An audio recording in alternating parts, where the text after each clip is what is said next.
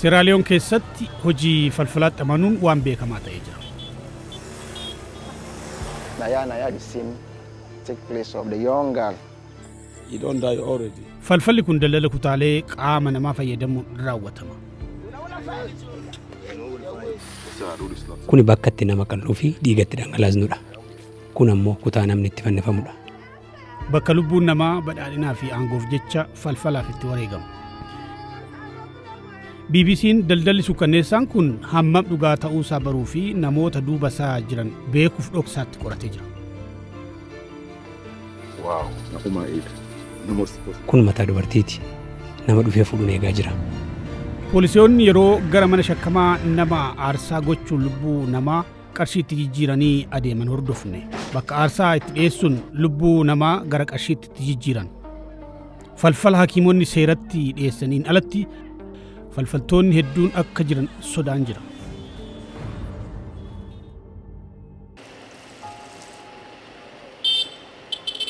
Gochi kun daa'imman irratti kan xiyyeeffatu yoo ta'u, waggaa 4 dura mucaan ganna 11 Paappaayoon du'ee argame.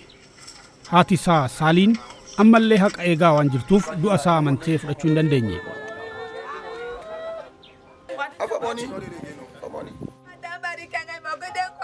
Ilma ajjeesanii namni naaf dubbate hin jiru.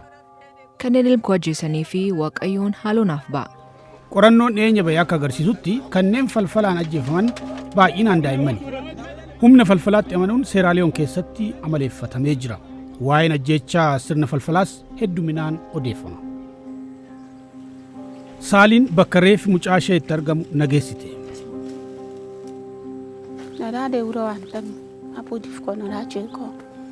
Namoonni Paappaayoo ajjeesan ammallee hin beekamne.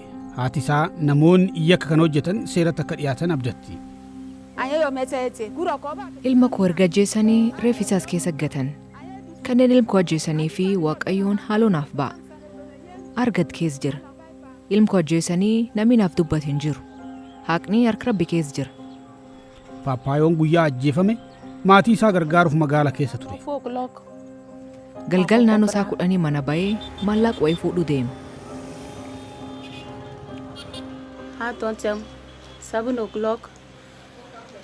Yeroo dhiyuu manaatti hin galle baay'ee yaadda'e. Kanaaf barbaadu deema.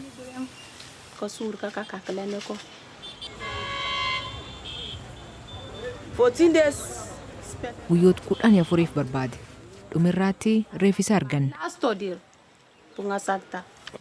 Ciccitaan qaama Paappaayoo boo'ii keessatti gatamee argame.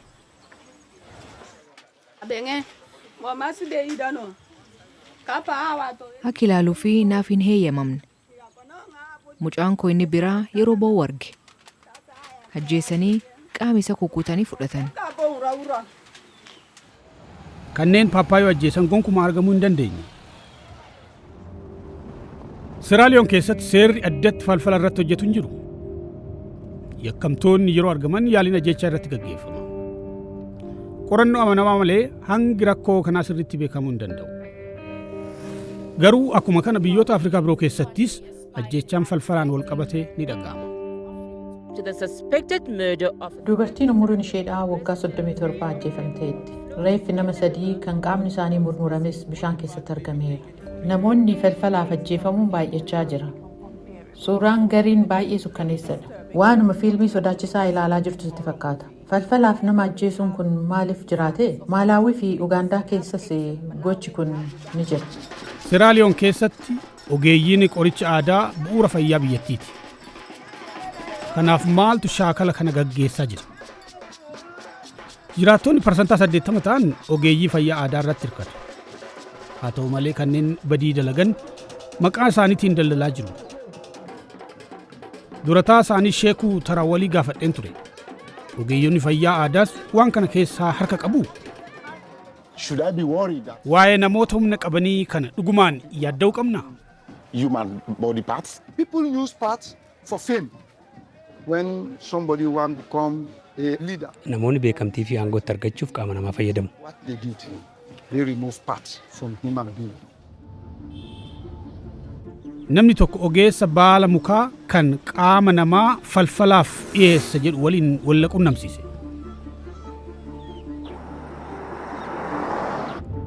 naannoo daangaa Giinii bakka Kaambiyaa jedhamutti akka wal arginu ogeessicha waliin waliif galle.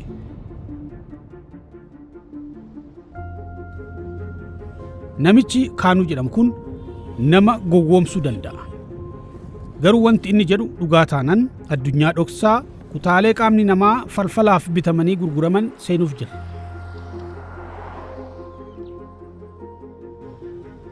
Qorataa dhoksaa kan maqaa Usmaan jedhu itti moggaafne waliin taanee hojiitti seenne.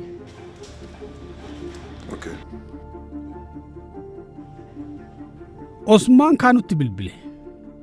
Innis gara iddoo aarsaasaa kan bosona keessa dhokatee jirutti nu qajeelche.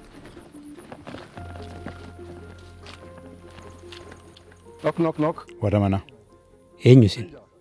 Nama isin hin beekne. Seeni mana kootti simatamteetta. You'll come and be pleased, yeah? Usmaan seenaa sobaa qabatee dhufe. Nama fedhii siyaasaa qabu kan falfala fayyadamuun aangootti dhufuu barbaadu akka ta'e itti hime. Amma aangoof dorgomu barbaada. Mootummaa waliin daldala tokko hojjechaa ture. Amma garuu siyaasaan hin guddachuu barbaada. Milkaa'uudhaaf akkan aarsaa namaa dhiyeessu na gorsaniiru. Well, then advise me, say for pool, Motamansara. Usmaan maaliif gargaarsa akka barbaadu erga dhaga'ee booda Kaanuun walitti dhufeenya namoota siyaasaa waliin qabu dhaadachuu eegale. You can be look for some certain big money in this country. Namoota siyaasaa gurguddoo Giinii, Senegaalii fi Naajeeriyaa jiran waliin hojjechaa turre. Garee qabna. Nigeria. I mean, look me playing as you don't. We'll go with him. Walgayii biraa irratti Kaanuun akka cimaa ta'e qorataa keenyatti agarsiisuu barbaada. Kan argitaa? Fuulli ishee hin jiru. Kunis kan nama tokkooti. Isaaniif nan gogsa. Mataa dubartiiti. Arguu nan danda'a? Dhiifama foolii fokkisaa qaba. Rakkoo hin qabu. I don't get problem.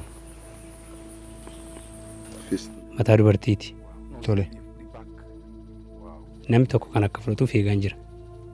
Tole. I must deposit me for the seed, for you and the seed. Achiin booda Kaanuun naannoo dhoksaa mana isaa duuba jiru Usmaanitti agarsiise. Kunis bakka qaama namaatti fannifnudha.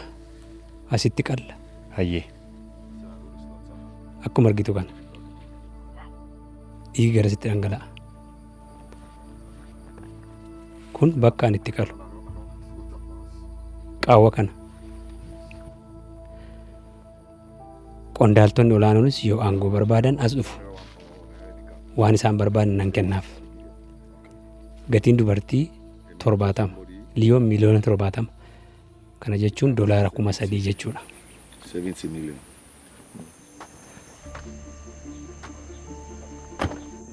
Hanga Kaanuun waliigaltee kana hojiirra oolchutti dhuguma ajjechaa kana raawwachuu fi dhiisuusaa karaa itti beeknu hin qabnu. Garuu of eeggannoo cimaa gochaa jirra. Walgayii keenya isa dhumaatiin booda ragaa keenya poolisiif kenne.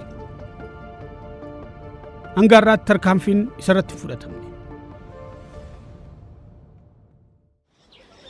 Namoonni odeeffannoo nuuf kennan ogeessa baala mukaa biroo kan qaama namaa gurgura jedhamu argatanii jiru.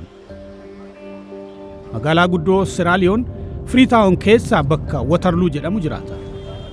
Oduu dabalataa argachuuf Usmaan erge. Namni kun Idaraa ofiin jedha. Idaraan hoogganaa neetworkii guddaa ta'uu dubbata. Ani kophaa koon hojjedhu. Ogeeyyiin baala mukaan jala hojjetan 250 qaba. Yoo kutaan qaamaa tokko ajajamu isaan naaf fidu. Egaa gariin namoota qabuu irratti ga'umsa qabu. Gariin gurmeessuu irratti gaariidha. Gama kootiin garee jabaa waan qabuuf ajajuu qaba. Yoo qaama namaa guutuu barbaadde sanas argachuu dandeessa. Wanti Idaraan jedhu kun dhugaa ta'uu fi dhiisuusaa karaa itti beeknu hin qabnu. Garuu inni ogeessa lammaffaa kan garee neetworkii guddaa qabuu ta'uusaa nutti hime. Yoo qaama namaa guutuu barbaadde sanas argachuu dandeessa. Qorataan keenya dhoksaadhaan yeroo lammaffaaf Idaraa wajjin wal arguuf deema. Maamila argadhe jedhee waan yaadeef waa'ee opereeshinii himuuf fedhii qaba fakkaata.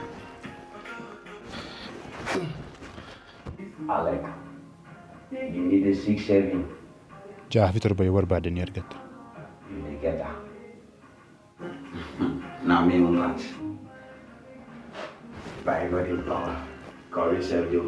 Gama kootiin garee jabaa waan qabuuf ajaju qaba.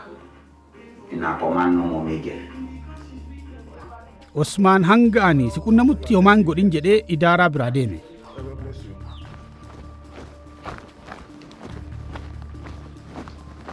Garuu sana booda akka hojiin eegale itti himuuf idaaraan bilbileen. Garee kootti bilbileera. Namni 3 amma na waliin jira. Yoo dhufte torban kana eegaluu dandeenya. Wanti achi keessa jiru hin jiru. This is crazy. Kun waan hamaadha. Waan ittiin qosanis miti. It's not a play. Waanan dhagaye hunda irratti hundaa'uun balaan akka jiru nan hubadha. Kanaaf dafeen poolisii beeksise. Idaaraa fi Usmaan walga'iirra osoo jiranii konkolaataan poolisii gara Waterloo deeman.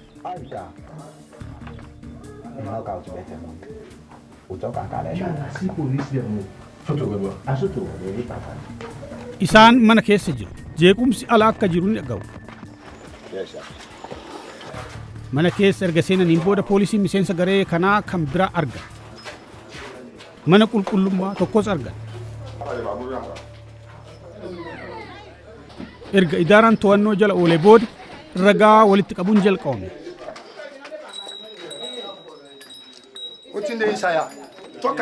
Maaltu as keessa jira? Dhugaa jiru himi. Mataa namaa yookaan harka? Ilaala, kun nama keessaa baafame. Mataa dureetiin guutameera. Kunis namarraa kan dhufedha.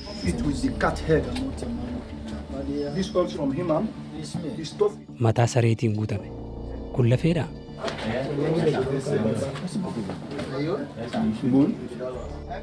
Kun reeffa namaa ta'uu fi dhiisuusaa poolisiin hin mirkaneessine. Idaaraa fi dhiironni biroo 2 falfala shaakaluudhaan akkasumas meeshaa aadaa jechaaf fayyadamu qabachuudhaan himatamanii jiru. Ergasii garuu hanga qorannoon gaggeeffamutti wabiidhaan gadhiifamanii jiru.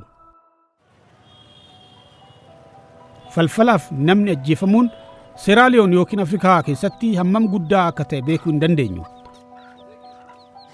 Qorannoon mootummaa amanamaa ta'e hin jiru. Tilmaamni miidiyaa irratti yeroo baay'ee kennamus sirrii miti. Garuu gochi kun yeroo raawwatamu hawaasa keenya keessatti sodaa babal'isa.